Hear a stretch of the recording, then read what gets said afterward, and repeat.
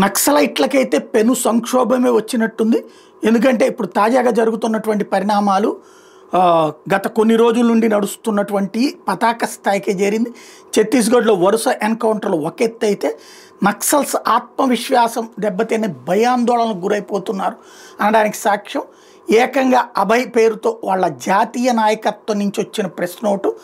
అందులో భాగంగా ప్రభుత్వంతో చర్చలకి సిద్ధమంటాం. అంటే భయపడ్డది, వెనక్కి తగ్గడం ప్రారంభమైంది నక్సలైట్లు అనేది.